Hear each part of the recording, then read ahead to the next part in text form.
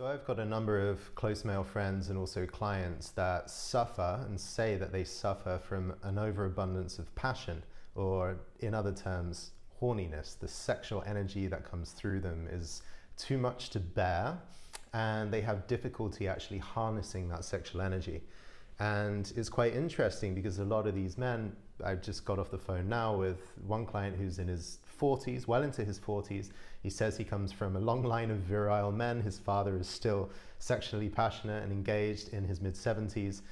And so I'm working with a number of men who suffer from this, and it is a form of suffering, of course, because even though a lot of us want to be more virile, when there is so much passionate energy coming through, it can cause you to act out in particular ways, and it might erode your confidence that you're actually able to have a deep and monogamous relationship.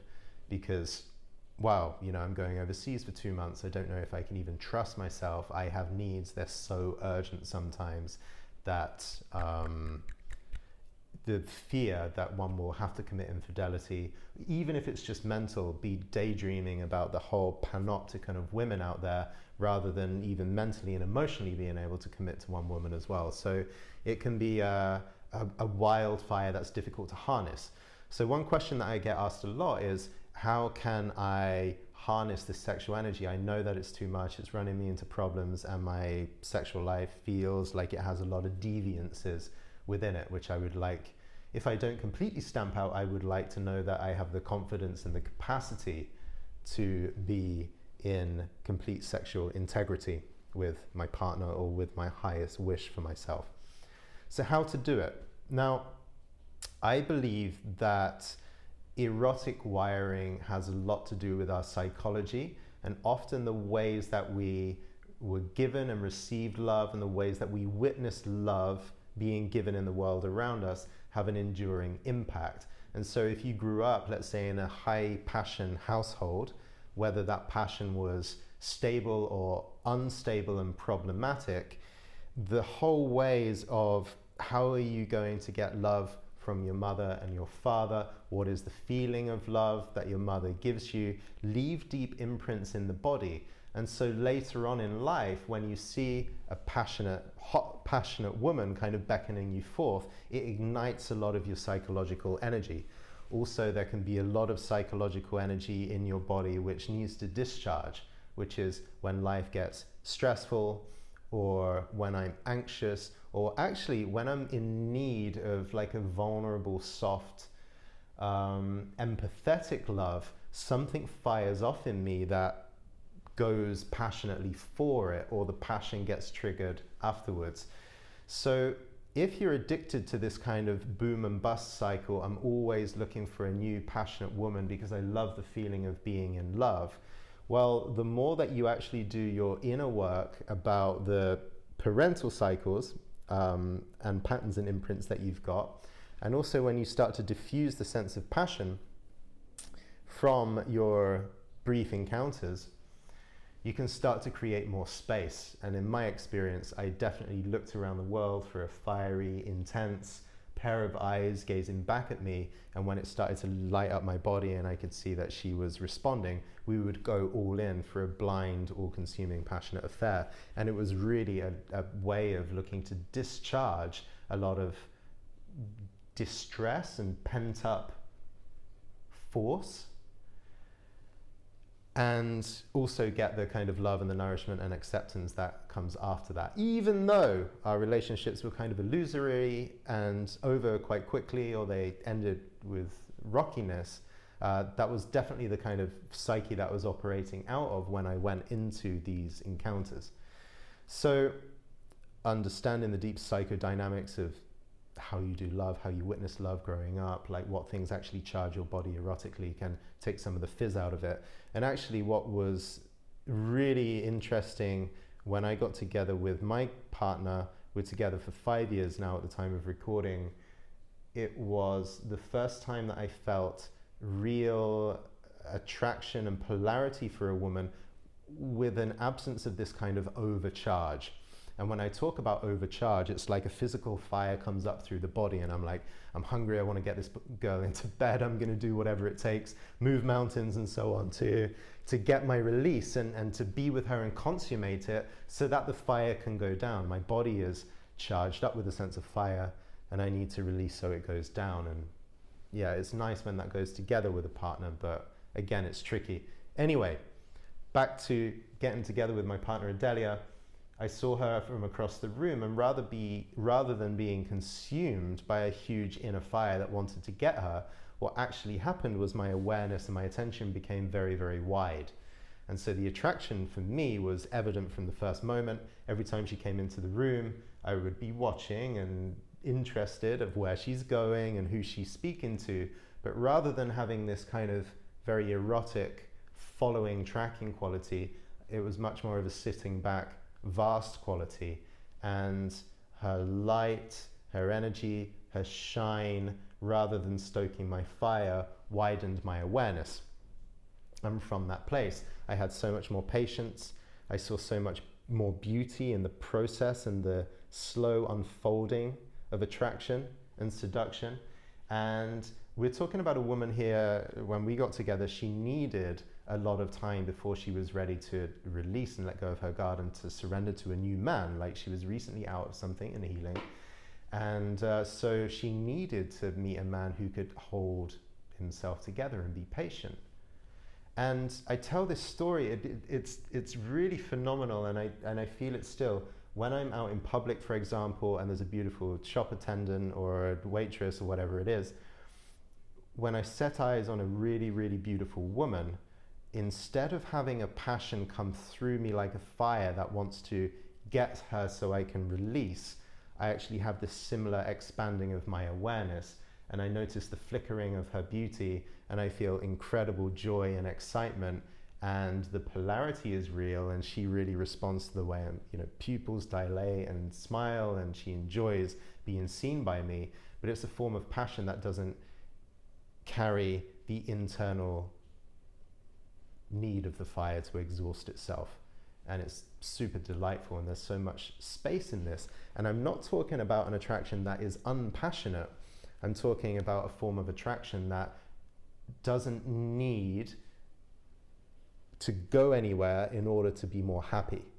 So with presence, you ask the question, is anything missing? Is anything incomplete? And when I look at an attractive woman now, no, there's nothing missing, there's nothing incomplete. Had you asked me 10 years ago, I would have said, yeah, I'm missing you being naked in my bed. I'm missing us moving, escalating to the next stage of intimacy. So it's very relieving to be able to move through attraction in that way. And of course, what was beautiful about meeting my partner Adelia was, in our first dates, we could watch also our patterns pop up, and she could ask me challenging questions about my past, and I could also inquire, who is this woman really? Like, before we get together and consummate anything, we can do a lot of fact finding and figure out who we are, rather than rush into bed and then try and figure out later who we are. So we got to approach things in a very conscious way, understand who we were when we were getting together, and not have the complication of sex and emotion and entanglement right off the bat. It was super, super nice. So the real question is, if I'm a horny, sexually alive man with desires from a long lineage of men who are sexually alive, and this force is not going anywhere soon, how can I get through this? Because I know in some degree I do want that monogamy and trust in myself. And so my recommendation is that you learn how to transmute and sublimate your passionate energy. So interestingly, in a lot of languages, the word passion means to suffer, like you're burning under the force of your own fire. It makes you emotional, it makes you irrational and possibly irresponsible, right? So it's a great suffering to have passion. My belief is that if the energy of passion is solid, it's like solid matter in your body, and this exists for a lot of us men in our hips, in our pelvis, all around our genitals and our lower bodies. We've got so much muscular tightness that actually passionate and sexual energy cannot flow properly through the body. It kind of gets pent up. in a small area. And the tighter your hips and your pelvis, the less opportunity you've got for your sexual energy to go out and spread through your body. And what this means for a lot of men is they don't feel particularly sexual or sensual, or maybe erotically creative and all these other things that are connected to the sexual force. They kind of go from 0 to 100 in their sexuality. And so, yeah, I'm not feeling sensual, I'm not feeling, let's say, interested in women, but as soon as you go on a date and someone gives you like some eye contact and some touching and so on, all of a sudden that passion can go up very high, very fast. And if you've ever had the kind of, the door slammed on you the last thing at night, or you believe that you were going to make love and something happens and it goes awry, or she just holds up her boundary and doesn't want to on this night, and then you go home with blue balls. Blue balls is the epitome of too much solid energy that can't disperse around the body. The way of getting through blue balls is to learn how to relax your musculature and move energy up and around. And just like in Boyle's law, you don't have a great force of compression acting in one small area, it starts to spread. So the first way that you start to sublimate and transmute your strong sexual energy is to make sure that your body is open, stretches, opening of long-term chronic holding, particularly in the hips and the pelvis. And what this does is allows the kind of solid, painful matter, the suffering matter of your sexual energy to start to unfold and move through.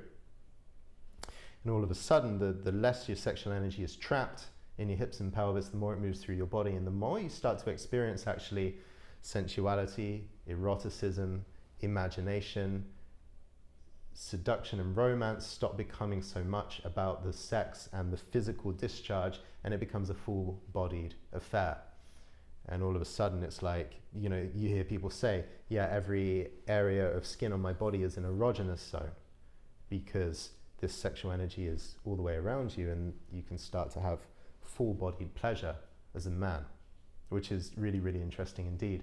And so as your sexual energy is more dispersed like this, you can still have a lot of passion and a lot of desire for somebody else, but it's a little bit less. There might still be a hunger. I long to connect, I want to be intimate with this person, I want to be sexual, but also I can take that slowly.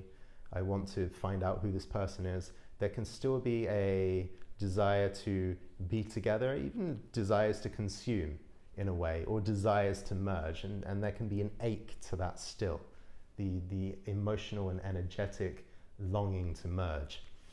And so the next step of the transmutation of sexual energy is again to add more practices to move this sensual and erotic energy around your body and refine it more and more. And I teach some aspects of breath work that do this. I teach some non-linear movement that does this, is to refine more and more this energy.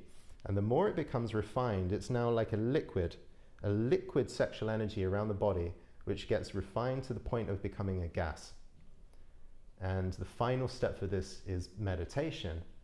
And good meditations, particularly meditations that work on the emotions or work on body energy, you can notice that what starts off as a fluid energy or an emotion in the body, after a bit of meditation kind of clears up and turns into a gas, and your state of consciousness actually drops into a deeper depth, and that's where you start getting that essence of vastness from that I talked about. You sit into pure witness consciousness, even though there is a beautiful electricity running all over your body. So you know you're in a state of presence, and you know particularly that you're in a state of passionate presence, the virtue of passion that I talk about, when there's tingles and excitement in your body and your awareness is wide, and when someone asks you that question, is there anything missing? Is there anything incomplete? You're like, no. Finally, the sexual energy, which started off so dense and then became so liquid, has now become a gas, and you don't actually need to consume or discharge anything. You are pure sexual, spiritual energy. And this is a place of liberation, because when you don't need to discharge anything, when you don't need anyone else, when you don't need kicks from some exotic looking passionate woman standing across from you, and you can just be in this energy without even desire, then you're free. And that sexual energy that got liberated now is part of you, doesn't need an object, it is you. And then anything you choose to engage with in your life is really going to benefit from the beauty of this energy. Whether it's work, whether it's a morning meditation practice, you can go so much more deeply without sexual distractions or sexual feelings in the way. And just loving your family, being a father, being able to commit, and getting your art to more vital levels. I hope this has helped. For more on this, I have attached a practice. It's a 30-minute practice to start unlocking the hips and the pelvis in your own body, so you can go through that. My suggestion would be to do it 21 times. If you could do the link practice 21 times over the next 21 days, my belief is that you will radically transform the holding patterns and the stiffness of your hips and your pelvis in a way that it relaxes, and sexual energy just cannot solidify into that way that we feel as suffering. The horniness aspect of it, the urgent horniness, will drop, and you'll start to experience more of a full-bodied sensuality, which will lead later on down the line more into that beautiful shimmering, non-needing, non-desiring quality of presence.